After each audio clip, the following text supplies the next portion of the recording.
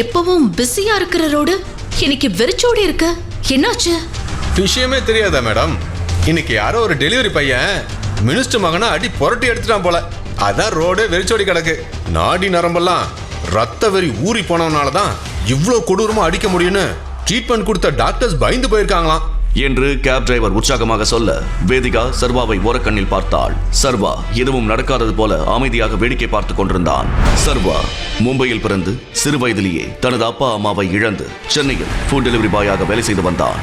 ஒரு நாள் 5 ஸ்டார் ஹோட்டலுக்கு டெலிவரிக்கு சென்ற சர்வாவின் தலையில் யாரோ அடிக்க மயக்கமடைந்தான். திடீரென கண்விழித்து பார்த்தபோது வேதிகாவின் ஹோட்டல் ரூமில் அரைகுறை ஆடையுடன் இருவரும் இருக்க அங்கு வந்த வேதிகாவின் தாத்தா அதியமான் இந்த பிரச்சனையை ஊருக்கு தெரியாமல் மறைக்க சர்வாவுக்கும் வேதிகாவுக்கும் திருமணம் செய்து வைத்தார். சர்வா வேதிகாவின் திருமணம் அவளின் அம்மா அம்பிகாவுக்கு பிடிக்காமல் போக ஒட்டுமொத்த குடும்பமும் சர்வாவை சம்பளம் இல்லாத வேலைக்காரனை போல நடத்தியது. துணி துவைப்பதில் ஆரம்பித்து வேதிகாவுக்கு டிரைவராக வேலை செய்வது வரை அனைத்து வேலைகளையும் இழுத்து போட்டு செய்தான். இதற்கிடையில் கிடைக்கும் நேரத்தில் டெலிவரி பாய் வேலையும் செய்து வந்தான். இன்னொரு புறம் வேதிகா குடும்ப பிசினஸில் நஷ்டம் ஏற்பட்டதை சரி செய்ய பிசினஸ் லோனுக்காக பேங்காக அலைந்து கொண்டிருந்தாள். ஒரு நாள் டெலிவரி பாய் டிரெஸ்ஸில் சர்வா ஹோட்டலில் இருந்த வேதிகாவை பிக்கப் செய்ய போக அங்கு ஒரு பணக்கார இளைஞன் வேதிகாவிடம் பம்பிழுத்துக் கொண்டிருப்பதை பார்த்து அதிர்ச்சி அடைந்தான்.